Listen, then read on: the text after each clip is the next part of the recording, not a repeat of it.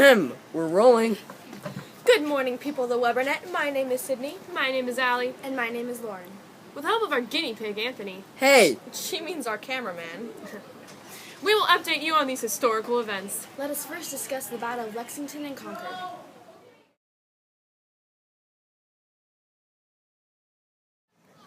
Thank you, Lauren. I'm here in... Where am I again? Lexington! Lexington, Massachusetts, where I'm here to inform you on the devastating events of the battles of Lexington and Concord that are taking place here. I've been talking to some of the residents who witnessed the event to take place.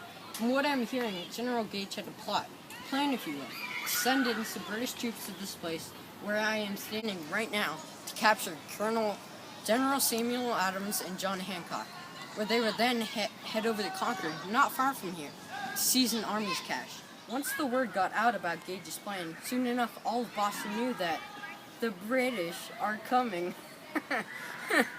Soon enough, several horseback men, just all revered we have right here, Club Paul, were riding through the town warning people of the British troops.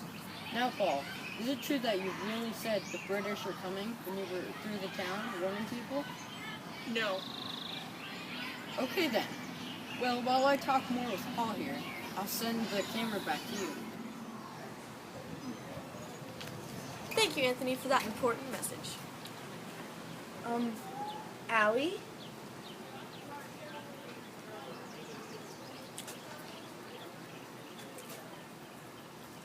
Okay, then. Back to the educational stuff. Now I'll be meeting Allie in the Underground Railroad. But I'm right here. Allie, just go. But no. No, Allie, no, you never go. It's a commercial.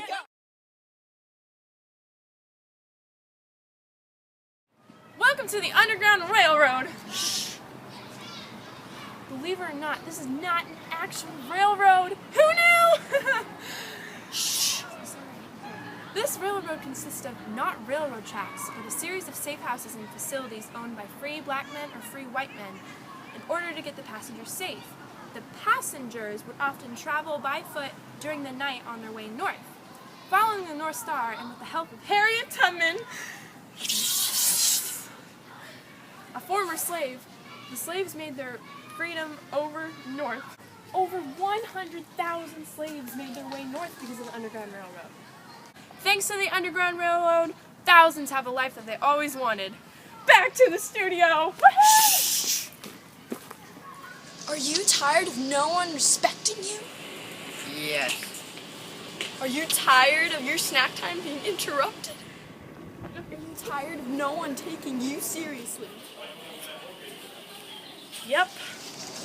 We'll deal with it, guys, because that's life. That's Life is sponsored by I Hate Myself, I'm Bored in My Mind, and Mr. Putnam, Does It Look Like I Care? That's Life is not responsible for any depression or eating disorders. Side effects may include sleeping, eating, crying, reading magazines, and wishing you were Jennifer Lawrence. Fun to play with, not to eat.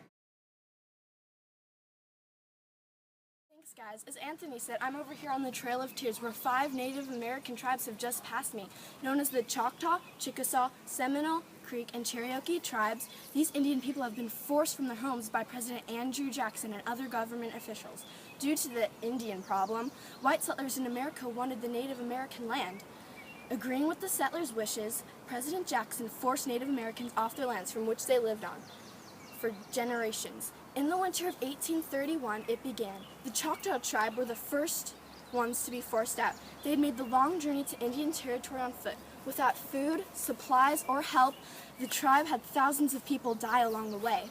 Soon the Creeks and Cherokee people followed. The Seminole people stayed in their home, ending up fighting a war against the United States for their land and won. Thousands of people died on this long walk. This has to be one of the saddest times in Americans' history due to the fact that everyone wanted this unnecessary land.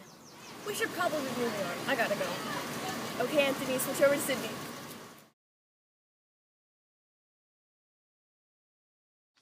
Alrighty then. I'm here in the streets of D.C. up in the north. The North and South have just seceded from one another in the case of slavery. South won it, North don't. Abraham Lincoln has just issued a document called the Emancipation Proclamation. According to this document, Lincoln says that slaves are now free and have equal rights. However, this document has its limits.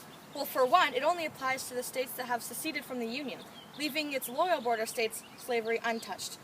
Though it won't free them all, it confirmed that they can be accepted into the Army and Navy. This resulted in a lot of talk and commotion, and you can imagine why. This is a war for freedom. The eagerness and excitement of the African Americans is huge. Blacks can finally find something to take pride in, not having to stay on a plantation and work with nothing to look forward to and be happy about. No more beating and humiliation. Now they will work and fight with dignity and be looked at as heroes and be appreciated by the nation. This will certainly change America forever. Allie? Guys, shouldn't we be closing? Yes, thank you. Yeah, sorry. Okay, guys, anything you'd like to recap? Yes.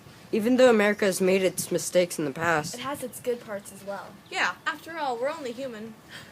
Because we're only human. Okay, I think Allie is done forever. I second. You know what? Fine. You're just jealous. We need to remember these events and learn from them. So they don't repeat in the future. History repeats itself. Let's learn from our mistakes so they don't repeat in the future. Thank you for tuning in with us today.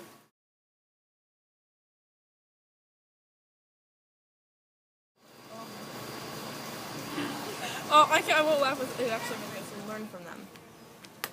So they don't repeat in the Forget you. Made their freedom over north. Up north. Over north. and seize a weapon Weapons cache. cache. It's cache. I said that part. The word got out of me. Okay, then when he finishes the board, it's a cut, and then you like hold. America. What the junk?